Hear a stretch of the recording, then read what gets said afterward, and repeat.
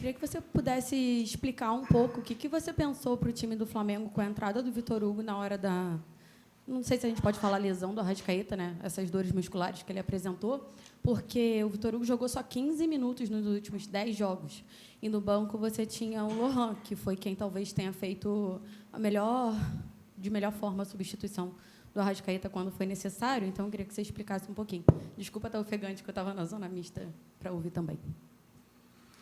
Antes da resposta específica do contexto todo, de parabenizar o Botafogo pelo grande jogo que fez, ele manteve um nível de atuação, primeiro e segundo tempo, muito regular. Regular, que eu digo, não bom, que eu estou falando, ele manteve sempre um alto nível. E no futebol a gente tem que saber olhar para o outro lado e reconhecer. Mesmo tendo toda a dor da derrota, que ela é muito difícil, o Flamengo não pode perder com 4-1. Ele não pode tomar 4 gols. Nós temos consciência disso. Mas tem, ao mesmo lado, que considerar fatores importantes.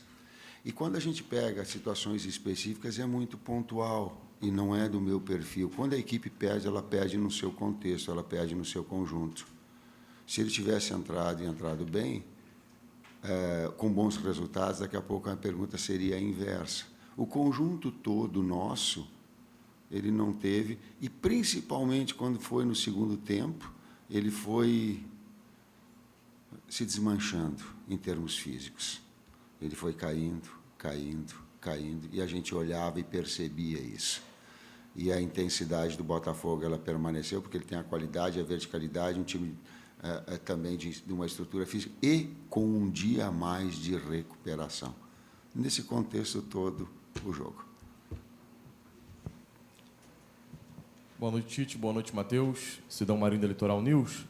Acho que a grande pergunta que fica numa comparação das duas equipes é se, de fato, o cansaço que o Flamengo vem apresentando é por conta do calendário. O Botafogo ele tem o mesmo calendário até agora, porque estava na Copa do Brasil e até jogou um pouco mais que o Flamengo na temporada e está voando fisicamente dentro do campo. Dá para trazer algo para o torcedor em relação a isso? Porque para o torcedor hoje se perguntar, será que é o calendário mesmo ou é a parte física do Flamengo que não está sendo bem trabalhada e o time não rende em campo? Obrigado. Eu vou responder para ti, porque se tu colocar todo o Flamengo, toda a torcida do Flamengo, daqui a pouco tu está sendo um porta-voz de todo, e aí me parece que um pouco demais. Aí tu vai colocar da maioria, de novo vai estar, e eu vou pegar quantos milhões tem o Flamengo de torcedor. Então vamos... Seguramente eu não tenho os 40 milhões que vão te falar aquilo que é. Então tá. Mas é esse todos, e para ti especificamente que está fazendo a pergunta, eu vou te responder. Os aspectos físicos eles são levados em consideração, sim, mas é o conjunto todo. Inclusive o tático, mudar e estruturar a equipe, sim. Ele é de um conjunto da obra, sim. Que precisa melhorar ou que precisa recuperar, sim. Mas a diferença das duas? É uma sequência também, não é só esse último jogo, né? Tu está falando de ao 9º jogo, na sequência, tanto nós quanto o Botafogo. O Botafogo já não está na Copa do Brasil mais, né? Eles perderam. A gente seguiu, sim, jogou, mas ele jogou na quarta à noite, nós jogamos quinta à noite. A gente jogou quinta à noite, acabou meia-noite e meia, a gente não teve a noite de sono.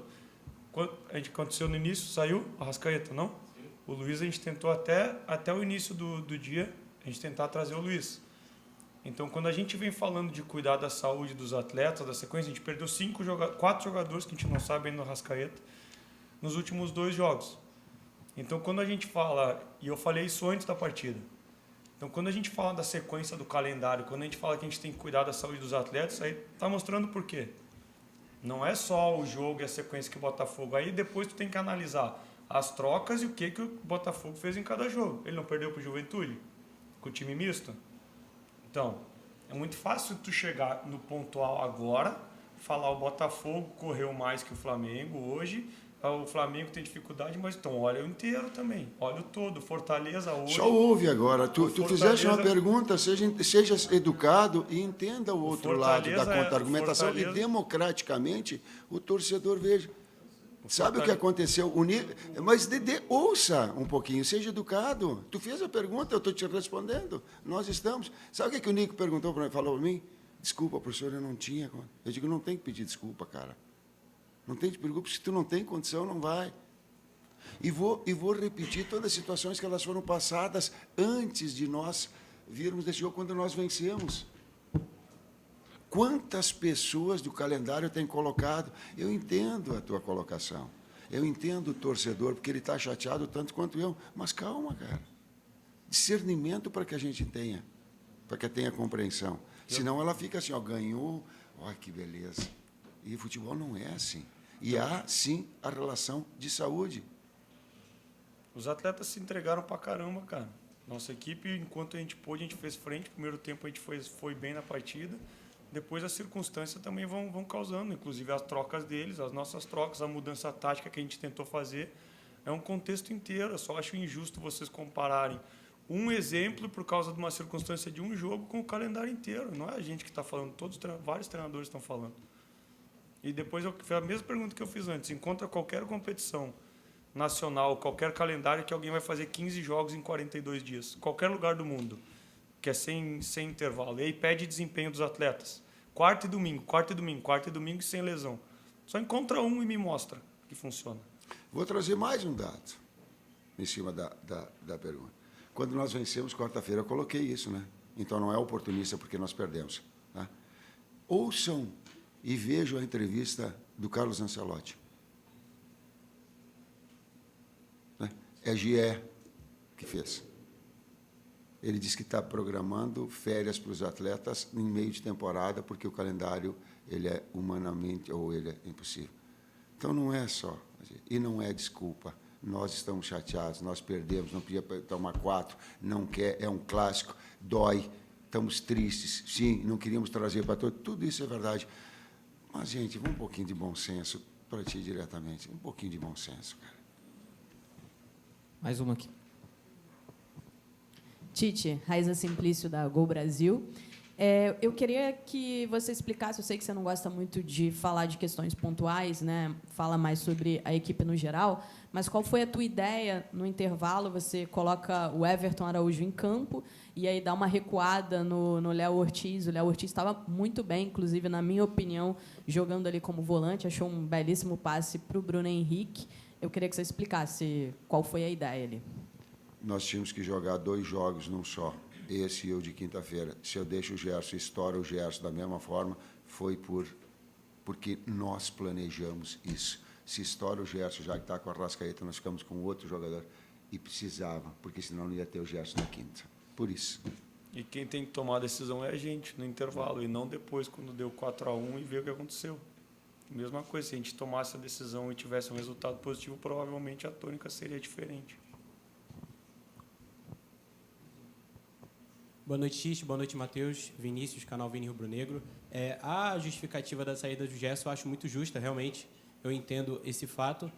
Mas eu queria que você explicasse a mudança tática que aconteceu naquele momento, porque boa parte do segundo tempo, a partir da entrada do Everton Araújo, o Léo Ortiz jogou mais recuado na zaga. Ele que estava jogando muito bem no meio-campo, acabou criando 2 chances de gol e também é um cara que defensivamente contribui muito. Queria que você explicasse também essa mudança tática.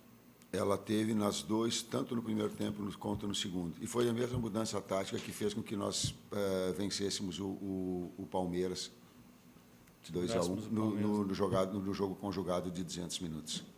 Então, tu começa a utilizar em função da necessidade de dar saúde, não é... Como é que é? Não é poupar ninguém. Não é poupar ninguém.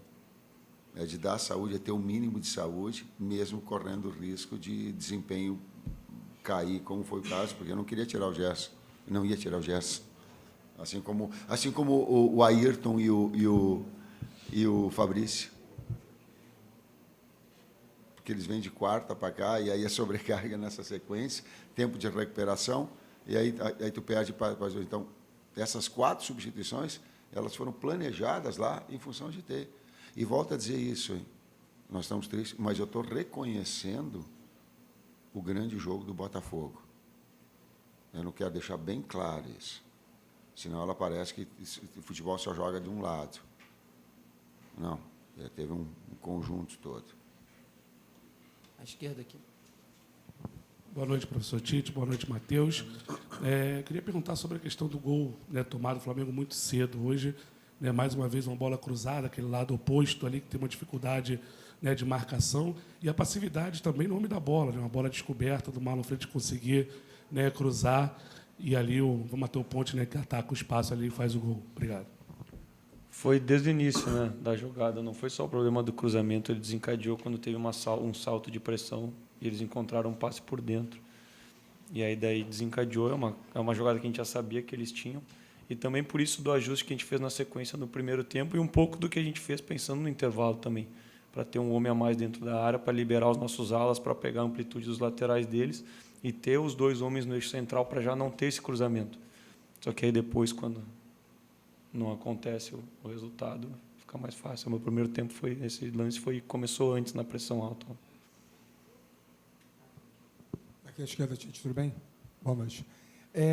Lá no início dessa maratona de simultaneidade de competições, Brasileiro, Copa do Brasil e Libertadores, não me lembro em que momento, mas foi depois do título estadual, você, numa entrevista coletiva, falou sobre o nível de entendimento que todos no clube, inclusive a diretoria, tinham, de um alinhamento, de que em algum momento esse calendário sacrificante poderia obrigar, você não usou esse termo, mas sou eu que estou trazendo, a determinadas escolhas, determinadas predileções. Contra o São Paulo já foi um Flamengo com rotações. Hoje, de certa forma, também. Por mais que seja uma narrativa que, às vezes, o torcedor não aceite absorver tão bem assim, é adequada a percepção, a ideia de que o Flamengo está dando um peso maior às Copas nesse momento? O fato, sim, mas dar importância às Copas, não. Porque ele foi inevitável. Tu pegou está correta a tua observação, eu concordo. Não é? Contra São Paulo era inevitável para ter na sequência uma equipe que preservasse a sua saúde e a sua performance na sequência. Hoje não dava, não tinha condição. E as duas coincidem que os dois foram jogos tipo quarta e sábado e quinta e domingo. Então foi ocasional, mesmo pensando na saúde dos atletas. São 7 por lesão. E 7 jogadores fora. Então não vamos contar. Só que quando a gente jogou, por exemplo, domingo às 4 para jogar quarta, nós temos a noite do domingo, da segunda e da terça para o atleta performar na quarta. Agora, quando tu joga quarta, 9h30 para jogar sábado, é puxado. É puxado. Imagina, talvez, se a gente tivesse tomado uma outra atitude de botar os atletas jogar lá contra o São Paulo, que também era o terceiro jogo em 6 dias, e lesionasse, a gente correu o risco de perder e cair fora contra o Palmeiras. E a gente classifica contra o Palmeiras, está em terceiro ainda, acho, com um jogo a menos, e a mercê de quarto por saldo, e a mercê de classificar na quinta-feira. A gente vai lá pronto para fazer um grande jogo também. São mais 2 perguntas, tá? Boa noite, Tite. Boa noite, Matheus. Gabriel Alfa, canal Paparazzo Rubro Negro. O Marcos Braz acabou de passar na zona mista ali, e aí ele confirmou que a negociação com o Michael está muito bem encaminhada, e também sobre a venda do Wesley, falou que está muito bem encaminhada por toda a situação envolvendo valores. Eu queria que vocês falassem um pouco também sobre o mercado da bola, seja saídas ou reforços. Como que vocês avaliam essa situação? Eu sei que o Espíndola está por aqui também, mas como que vocês avaliam a necessidade de reforços, essa possível chegada do Michael, né, o retorno dele para cá, e essa possível venda do Wesley, que também, como disse o Braz, está muito bem encaminhada. Obrigado. Nós temos que responder da parte técnico-tática, entendo a tua pergunta, a gente tem que responder sobre a coordenação dos movimentos, a gente tem que responder por que perdeu de 4-1, tem que fazer essa análise que tu colocaste a respeito de jogos que aconteceram, onde daqui a pouco não teve que repetir a equipe, por que um padrão tático de um primeiro tempo não foi para outro. Sabe, tem toda uma direção trabalhando uma grandeza do Flamengo que ele trabalha em relação a isso. E nós temos que ter a capacidade toda de fazer a equipe, de estruturar a equipe para que ela se molde. Não vamos fugir da responsabilidade de trazer situações, não. Trazendo essa bom senso. Aliás, um grande legado que eu vi do Silvio Santos, uma série de outros, ele falava assim, bom senso. Uma das grandes marcas, assim, bom senso. Bom senso. Bom senso, quando se ganha, é fácil. Tem que ter bom senso em todos os momentos. A última.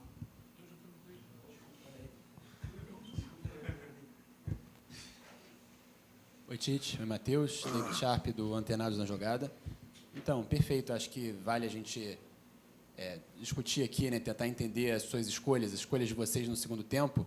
E no momento que entrou o Varela na lateral esquerda, no lugar do Wesley, eu meio que percebi ali que o Flamengo ficaria desequilibrado. Não só porque o Wesley já estava sofrendo ali do lado direito, né? Inclusive o segundo gol do Botafogo foi em cima dele, com o Almada. O Wesley me pareceu um pouco perdido ali. No Ayrton. Eu falei o quê? No Ayrton, exato. Então, eu queria que você pudesse explicar essa escolha, principalmente, né, do Léo Pereira não ter entrado na esquerda, no lugar do Ayrton, e o Wesley ter continuado lá no lado direito. O Léo Pereira é zagueiro e o Fabrício ele não pode jogar o jogo inteiro porque vinha na outra estação. E não tem o Vina, botar o Varela do lado esquerdo.